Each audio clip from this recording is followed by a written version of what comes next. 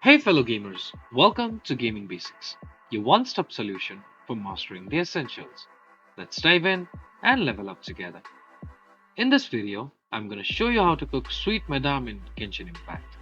To do so, you first need to launch your game via the Epic Games launcher, and once you're in-game, search for a place with fire, like this one right here in Mondstadt. Go near it and then press F to interact. So here are all the items you can cook in this fire. Here, search for Sweet Madame, which is right over here. Click on it. So the ingredients required to cook this are 2 fowl and 2 sweet flour. If you have these ingredients in your inventory, just click on this cook button on the bottom right side of your screen, like so. So here are two options.